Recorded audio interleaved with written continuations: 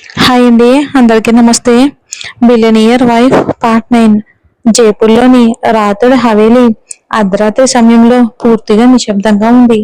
కానీ హవేలీలోని ఒక మూలలో మాత్రం ఇంకా కదలిక ఉంది. కార్తీక్ బలవంతం చేయడంతో నీలాక్షి తన చేతిలో ఒక తాళం పట్టుకుని సూరజ్ గది వైపుకు నడిచింది. ఆ తాళంలో ఆమె స్వయంగా చేసిన ఇక వేడివేటి దాల్ బాటి చుర్మా ఉన్నాయి. వాటి స్మెల్ గాలిలో తేలుతుంది. కార్తీక్ చెప్పడంతో సూరజ్ రోజంతా ఏమీ తినలేదని ఆమెకు తెలిసింది. అందుకే ఆమె కళ్ళల్లో అలసట ఉన్న ఆందోళన కూడా కనిపిస్తుంది. ఆమె మెల్లగా తలుపు తట్టి లోపలికి వెళ్ళింది. కానీ లోపల చూసిన వెంటనే ఆమె ఊపిరి ఆగిపోయినట్లయింది. అప్పుడే సూరజ్ స్నానం చేసి బాత్రూమ్ నుంచి బయటకు వచ్చాడు. తన ఒంటికి తెల్లటి టవల్ మాత్రమే ఉంది. అతని శరీరం ఇంకా తడిగానే ఉంది. తడిచిన జుట్టు నుంచి నీటి చుక్కలు భుజాలపై పడుతున్నాయి. తలుపు తట్టిన శబ్దం విని అతను బయటకు వచ్చాడు. నీలాక్షి అతన్ని అలా చూసి చాలా సిగ్గుపడింది. వెంటనే కళ్ళని కిందకి దించి తాళాన్ని టేబుల్ మీద పెట్టడానికి తొందరగా వెనక్కి వెళ్ళబోయింది. తాళాన్ని అంటే పళ్ళాన్ని. సార్ నేను అని మెల్లగా చెప్పాలి అనుకుంది. కానీ ఆమె గొంతు వణికిపోయింది. అదే సమయంలో సూరజ్ కాలు జారిపోయింది.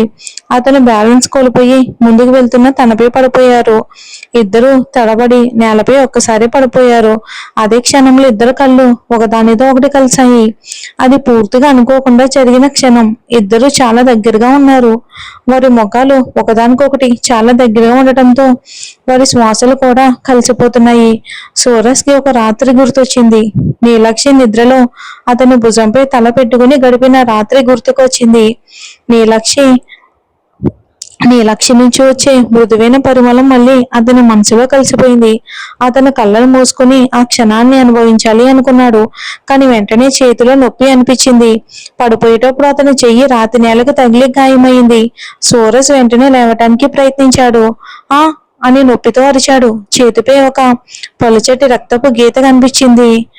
ఓ సారీ, నా వల్ల నువ్వు పడిపోయావు నీలాక్షి, నా కాళ్ళు జారిపోయింది అని అతను బాధగా చెప్పాడు. తర్వాత ఒక్కసారిగా పరిస్థితి గుర్తొచ్చి, కానీ నువ్వు నా గదిలో ఏం చేస్తున్నావు, నాకు కార్తీక్ వచ్చాడనిపించింది అని అడిగాడు. అది నేను మీకోసం భోజనం అని నీలాక్షి తడబడుతూ చెప్పింది. సూరజ్ ముఖంలో మారుతున్న భావాలు చూసి ఆమెకు భయం వేసింది. అప్పుడే సూరజ్ మళ్ళీ చేతిని కదిలించగా అని నొప్పితో అన్నాడు. వెంటనే నీలాక్షి అతని చేతిని తన చేతిలోకి తీసుకుంది. అయ్యో సార్, నా గురించి వదిలేయండి, మీ చేతికి చాలా గాయమైంది అని బాధగా చెప్పింది. ఆమె కళ్ళల్లో ప్రేమ, బాధ సూరజ్ కి క్లియర్ గా తెలిసాయి. సూరజ్ సార్, ఇక్కడ మందుందా అని అడుగుతూ తన ఓణిని అంచుతో అతని చేతిపై ఉన్న రక్తాన్ని తుడిచింది. సూరజ్ బెడ్ పక్కన ఉన్న డ్రాయర్ వైపుకు చూపించాడు. వెంటనే ఆమె పరిగెత్తి మందు తీసుకొచ్చి సూరజ్ ని బెడ్ మీద కూర్చోబెట్టింది. ఆగండి, నేను క్లియర్ చేస్తాను అని చెప్పి అతని చేతిని మెల్లగా తుడిచి ఇక ఆయింట్మెంట్ వేసింది. సూరజ్ మాత్రం ఆమె ముఖాన్ని చూస్తున్నాడు. చిన్నపిల్లల అమాయకంగా ఉన్న నీలాక్షి అతని కోసం ఎంతగా బాధపడుతుందో అతను గమనిస్తున్నాడు. సరే నీలాక్షి, ఇప్పుడు బానే ఉంది అని సూరజ్ చెప్పాడు. కానీ చేతిలో ఇంకా నొప్పి ఉంది. అప్పుడు నీలాక్షి టేబుల్ మీద ఉన్న భోజనం తీసుకుని తన చేతులతో అతనికి తినిపించడం మొదలుపెట్టింది. మొదట సూరజ్ అరే వద్దు, అవసరం లేదు నీలాక్షి అన్నాడు. కానీ నీలాక్షి సూరజ్ ఎంత చెప్పినా వినలేదు. లేదు సార్, కార్తీక్ భయ్య అన్నీ చెప్పారు, మీరు రోజంతా ఏమీ తినలేదని అని అంది. ఇప్పుడు మీరు తప్పకుండా తినాలి, మీ ఆరోగ్యానికి ఇది చాలా అవసరం. ఖాళీ కడుపుతో పని చేయకూడదు. మా నాన్నమ్మ ఎప్పుడు చెప్పేది, ముందు భోజనం తర్వాత పని అని ప్రేమగానే కానీ గట్టిగా చెప్పింది. సూరజ్ ఆమె చేతి నుంచి ముద్ద తీసుకున్నాడు. ఆ టేస్ట్ అతనికి గత కొన్ని రోజులుగా పరిచయమైనది. ఆ టేస్ట్ అతన్ని తన గతంలోని ఒక మసక జ్ఞాపకానికి తీసుకెళ్ళింది. పూర్తిగా గుర్తుకు లేకపోయినా ఎవరో ఒకరు ఇలాగే ప్రేమగా తనకు తినిపించేవారని మాత్రం గుర్తుంది. చాలా సంవత్సరాల తర్వాత ఎవరో తన గురించి ఇంతగా ఆలోచిస్తున్నారు. ఆ ఆలోచనతో అతను భావోద్వేగానికి లోనయ్యాడు. ఏంటి సార్, ఏం ఆలోచిస్తున్నారు, తినండి అని నీలాక్షి మరో ముద్ద తన నోట్లో పెట్టింది ప్రేమగా. ఈ భోజనం మొత్తం మీరు పూర్తిగా తినాలి సార్, లేదంటే అని చెప్పింది. సూరజ్ ఆమె వైపుకి చూశాడు. ఆమె చూపుతున్న ప్రేమ, శ్రద్ధ అతని మనసులో ఒక కొత్త భావనను కలిగించాయి. నువ్వు నా గురించి చాలా జాగ్రత్త తీసుకుంటున్నావు అని మెల్లగా అన్నాడు. అతని కళ్ళల్లో మృదువైన భావాలు కనిపించాయి. నీ లక్ష్యం నవ్వింది. ఆ క్షణంలో సూరజ్ హృదయంలో తనకు ఒక ప్రత్యేకమైన స్థానం ఉందేమో అన్న భావన ఆమెకు కలిగింది. అది ఆమెకు కూడా కొత్త అనుభూతే. తర్వాతి వారం మొత్తం ఇదే దృశ్యం మళ్ళీ మళ్ళీ జరిగింది. ప్రతిరోజు రాత్రి సూరజ్ ఇంటికి వచ్చిన తర్వాత నీలక్షి అతని గదికి భోజనం తీసుకెళ్లేది. ఇద్దరు నిశ్శబ్దంగా కొంతసేపు కలిపి గడిపేవారు. సూరజ్ కూడా మునుపటిలా మొండిగా, అహంకారిగా, కోపంగా ఉండడం తగ్గిపోయింది. అతని ప్రవర్తన నెమ్మదిగా మారుతుంది. నీలక్షి గురించి అతను కొత్తగా ఆలోచించడం మొదలుపెట్టాడు. ఆఫీస్ నుంచి ఇంటికి వస్తున్నప్పుడు ఇప్పుడు తన కోసం ఎవరో ఎదురు చూస్తున్నారనే భావన అతనిలో కలుగుతుంది. కానీ వీరిద్దరికీ తెలియదు, హవేలీలో వాళ్ళిద్దరిని విడదీయడానికి పెద్ద కుట్ర రెడీ అవుతుంది. నీలక్షి సూరజ్ ని ఒకటవనివ్వకూడదని కోరుకునే వాళ్ళు ఆమె సంతోషాన్ని నాశనం చేయడానికి ప్లాన్ చేస్తున్నారు. ఆ కుట్రలు హవేలీ గోడల మధ్య మరింత బలపడుతున్నాయి. మరోవైపు బిజినెస్ ప్రపంచంలో కూడా తనపై కొత్త కుట్రలు జరుగుతున్నాయని సూరజ్ కి ఏమాత్రం తెలియదు. త్రిశాల తన ఆఫీస్ లో అంశుమాన్ తో ఫోన్ లో మాట్లాడుతుంది. అంశుమాన్, టెండర్ కొటేషన్ తొందరగా పంపు. నువ్వు ఆలస్యం చేస్తే నా ప్లాన్ మొత్తం పాడైపోతుంది. ఎందుకు అర్థం చేసుకోవటం లేదు అంది. అంశుమాన్, నేను ప్రయత్నిస్తున్నాను త్రిశాల. నువ్వు అనుకున్నంత ఈజీవే కాదు. అయినా నేను ప్రయత్నిస్తున్నానుగా అని అన్నాడు. త్రిశాల కోపంగా, ప్రయత్నం సరిపోదు అంశుమాన్. సూరజ్ ని ఓడించడం నా లక్ష్యం. నేను నీకు ప్రయత్నం చేయడానికి డబ్బు ఇవ్వలేదు, పని పూర్తి చేయడానికి ఇచ్చాను. ఈ పని తప్పకుండా జరగాలి అని అంది. ఓకే ఓకే త్రిశాల అని అంశుమన్ చెమట తుడుచుకుంటూ ఫోన్ పెట్టాడు. కానీ వెనక్కి తిరిగేసరికి అనన్య అక్కడ నిలబడి ఉంది.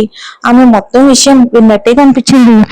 అంశుమన్, ఇది తప్పు. సూరజ్ ని అన్నయ్య అతనికి వ్యతిరేకంగా కుట్ర చేయటం అంటే కుటుంబానికి వ్యతిరేకంగా వెళ్ళటమే అని అనన్య అభ్యంతరం చెప్పింది. అంశుమన్ ఆమెను కోపంగా చూసి, నోరు మూసుకోనన్య, ఇది నా సొంత గుర్తింపు సంపాదించుకునే అవకాశం. నువ్వు సూరజ్ కు కాదు, నాకు సపోర్ట్ చేయాలి అన్నాడు. అనన్య ఇష్టం లేకపోయినా తలూపి మౌనంగా ఉండిపోయింది. అంశుమన్ స్వయంగా ఏమీ చేయలేడని, అతను చేస్తున్న ప్రతిదీ సూరజ్ వల్లేనని ఆమెకు తెలుసు. అంతేకాదు అతని విలాసవంతమైన అలవాట్లు, అదుపులేని ఖర్చులు అతన్ని అప్పుల్లో ముంచేశాయి. అందుకే అతను త్రిశాల పని చేయాల్సిన పరిస్థితిలో ఉన్నాడు. మరోవైపు ఢిల్లీలోని తన ఆఫీస్ లో సూరజ్ ముఖ్యమైన టెండర్ సమర్పణ పనిలో బిజీగా ఉన్నాడు. అతని టేబుల్ మీద ఫైళ్లు గుట్టలు గుట్టలు ఉన్నాయి. ల్యాప్టాప్ పై అతని చూపు నిలిచింది. ఎదురుగా ఉన్న డిజిటల్ స్క్రీన్ పై ఇంకన్నీ మెరుస్తున్నాయి. చాలా రోజులుగా అతను ఈ టెండర్ కోసం కష్టపడుతున్నాడు. అతనికి ఇప్పుడు పూర్తి నమ్మకం ఉంది. కానీ కార్తిక్ మాత్రం బాధగా కనిపించాడు. సార్, మీరు చాలా కాన్ఫిడెంట్ గా ఉన్నారు, కానీ మార్కెట్ లో కొన్ని అనుమానాస్పద కదలికలు జరుగుతున్నాయి. ఎవరో మీకు నష్టం చెయ్యాలని చూస్తున్నారని నాకు సమాచారం వచ్చింది అని కార్తిక్ చెప్పాడు సూరజ్ తో. దానికి సూరజ్ నవ్వాడు. కార్తీక్ కొత్త విషయం ఏమీ చెప్పలేదు. ఇలాంటివి ఎప్పుడు జరుగుతూనే ఉంటాయి. నేను ప్రతి సవాలుని ఎదుర్కొంటాను. ఇప్పుడు నన్ను ఎవరు ఓడించలేరు. ఈ టెండర్ తప్పకుండా గెలుస్తాను అన్నాడు. కానీ కార్తీక్ ముఖం మాత్రం గంభీరంగానే ఉంది. సార్, ఈసారి విషయం వేరేలా ఉంది. ఇందులో తన వాళ్ళల్లో ఎవరు ఉండొచ్చని నాకు అనుమానం. దయచేసి జాగ్రత్తగా ఉండండి. మీ టీం పై కూడా నిఘా పెట్టండి అన్నాడు. సూరజ్ తలూపి, హో కమాన్ కార్తీక్ అని అన్నాడు. అతని దృష్టి చేతిలో ఉన్న ఫైల్ పైనే ఉంది. కానీ సార్, అతిగా నమ్మకం మంచిది కాదు అని కార్తీక్ మళ్ళీ చెప్పినా సూరజ్ పట్టించుకోలేదు. అతను మళ్ళీ ఫైల్ గురించి చర్చలో మునిగిపోయాడు. ఇక్కడ హవేలీలో నీలక్ష్య మాత్రం ఈ కుట్రల గురించి ఏమీ తెలియకుండా సూరజ్ జాగ్రత్తలు చూసుకుంటుంది. ప్రతి రాత్రి అతని అలసట తగ్గించడానికి ప్రయత్నిస్తుంది. ఆమె ప్రేమ, మృదుత్వం సూరజ్ జీవితంలో కొత్త వెలుగులా మారుతున్నాయి. కానీ ప్రమాదం నెమ్మదిగా వాళ్లకు దగ్గరవుతుంది. హవేలీ గోడలు రహస్యాలన్నింటినీ తమలో దాచుకుని ఉన్నాయి. రాత్రి చీకటి ఆ కుట్రలను మరింత గాఢంగా చేస్తుంది. ఈ ఉదయం చాలా ప్రత్యేకంగా ప్రారంభమైంది. చల్లటి గాలి, మృదువైన బంగారు కిరణాలతో ఉదయం వెలిగిపోయింది. హవేలీ యొక్క రాజసమైన నిర్మాణంపై సూర్యకిరణాలు పడుతూ ఉండగా, మరోవైపు బంగారం ఇక అలంకరణతో మెరిసే సూరజ్ సింగ్ ఠాగూర్ గది మాత్రం ఈ రోజు ఒక విచిత్రమైన నిశ్శబ్దంతో నిండిపోయింది. ఈ రోజు ఆ పెద్ద టెండర్ ఫలితం ప్రకటించే రోజు. దానికోసం సూరజ్ రాత్రి పవన్లో కష్టపడ్డాడు. ఎన్నో రోజుల శ్రమకు ఈ రోజే ఫలితం తేలబోతుంది. సూరజ్ ఉదయం తొలి కిరణాలతోనే లేచాడు. తన నల్లటి సూట్ తీసుకున్నాడు. టై కట్టుకున్న సమయంలో కూడా అతని మనసు ప్రశాంతంగా లేదు. అద్దం ముందు నిలబడి తన ముఖాన్ని చూసుకున్నాడు. అతని కళ్ళల్లో ఏదో తెలియని వెలితి కనిపించింది. గదిలో చుట్టూ చూసినప్పుడు నీలాక్షి కనిపించకపోవటం అతని దృష్టిని ఆకర్షించింది. గత కొన్ని వారాలుగా నీలాక్షితో గడిపిన సమయం, ఆమె చూపిన ఆప్యాయత, శ్రద్ధ అతని జీవితంలో ఒక ప్రత్యేక స్థానాన్ని సంపాదించాయి. వారి మధ్య బంధానికి కూడా కొత్త వెచ్చదనం వచ్చింది. ఈ రోజు ఆమె కనిపించకపోవడంతో అతని మనసు కలవరపడిపోయింది. ఈ నీలాక్షి ఎక్కడుంది అని మనసులోనే అనుకున్నాడు. అతని ఆలోచనలో దిగులు, ఆందోళన స్పష్టంగా కనిపించాయి. ఈ రోజు ఉదయపు టీ కూడా తీసుకురాదా? ఆమె ఆ అమాయకమైన చిరునవ్వు ఎక్కడికి పోయింది అని ఆలోచించాడు. తెలియకుండానే ఆమె నీలి కళ్ళు, మృదువైన స్పర్శ జ్ఞాపకాలలో మునిగిపోయాడు. ఆమె బహుశా వంటగదిలో ఉంటుందేమో అన్న ఆశతో బయటికి నడిచాడు. కానీ హాల్ వరకు వెళ్ళినా ఆమె కనిపించలేదు. ఏదో తనలోని ముఖ్యమైన భాగం దూరమైనట్టుగా అతని హృదయం భారంగా మారింది. అతను లోతుగా ఊపిరి పీల్చుకుని, ఇదేంటి, నేను ఎందుకు అసలు ఆమెను వెతుకుతున్నాను? అసలు అసలు నాకేమవుతుంది? ఏమీ అర్థం కావట్లేదు అని తనను ప్రశ్నించుకున్నాడు సోరస్. తన నియంత్రణకు అతీతమైన భావనను అతను మొదటిసారి అనుభవిస్తున్నాడు.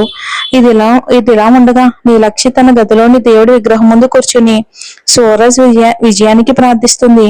ఆమె ముఖంలో బాధ స్పష్టంగా కనిపిస్తుంది. నీలి కళ్ళల్లో కన్నీళ్లు నిండిపోయాయి.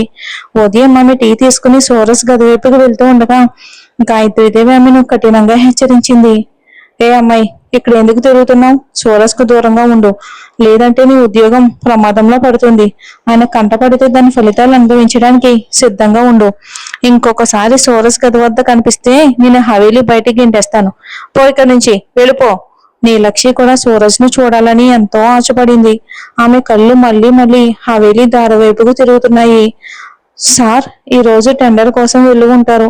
ఆయన బాగానే ఉంటారా? నేను ఈ రోజు ఆయనకు పెరుగు చక్కెర తినిపించి పంపాలి అనుకున్నాను అని ఆలోచించింది. తన భావోద్వేగాలను అంచుకుంది. గాయత్రి గారు బహుశా చెప్పింది నిజమే. తను సార్ నుంచి దూరంగా ఉంటేనే మంచిది.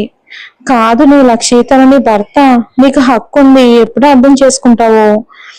నా వల్ల ఆయన ప్రతిష్టకు మచ్చ రాకూడదు అని తన మనసులో అనుకుంది బాధగా. కన్నీళ్ళు ఆపుకుంటూ దేవుడి పాదాల వద్ద తలను ఉంచింది.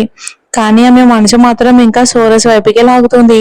అదే సమయంలోని ఒక భారీ కాన్ఫరెన్స్ హాల్లో మీటింగ్ ప్రారంభమైంది. అక్కడ వ్యాపారవేత్తలు, పెట్టుబడిదారులు, జర్నలిస్టులు పెద్ద సంఖ్యలో ఉన్నారు. టెండర్ ఫలితాలపై అందరిలోనూ ఉత్సాహం కనిపిస్తుంది. సోరస్ తన అసిస్టెంట్ తో కలిసి వేదికపై ఉన్నాడు. బ్లాక్ కలర్ సూట్ లో అతని వ్యక్తిత్వం రారాజులా హుందాగా కనిపించింది. ఈ టెండర్ మా కంపెనీ విజయానికి మార్గం చూపుతుంది అని అనుకున్నాడు. మీటింగ్ ప్రారంభమైంది. ఫలితాలు ప్రకటించారు. కానీ ప్రకటన విన్న వెంటనే సోరస్ ముఖం ఎర్రగా మారిపోయింది. టెండర్ ను త్రిశూల కంపెనీ గెలుచుకుంది. ముఖ్యంగా ఆమె company beat. Soros company bead అంటే కేవలం ఇక $100 మాత్రమే తక్కువగా ఉంటుంది. హాలంతా చప్పట్లతో మారుమోగిపోయింది. త్రిశాల తెలివితేటలను, వ్యూహాన్ని అందరూ ప్రశంసించారు. What a talent person Trishala అని ఒక జర్నలిస్ట్ అన్నాడు. ఆమె మొత్తం మార్కెట్ ను కుదిపేసింది అని మరొకరు అన్నారు. ఇలాంటి ఫలితం వస్తుందని కనీసం ఎవరూ కూడా ఊహించలేదు అని ఇంకొకరు వ్యాఖ్యానించారు. ఈ మాటలు విన్న సోరస్ మనసు చాలా బాధపడింది. అతని శ్వాస వేగంగా మారింది. వేదికపై విజయ గర్వంతో నిలబడ్డ త్రిశాలని చూశాడు. మరి సోరస్ ఎవరిని అనుమానిస్తాడో ఏంటో?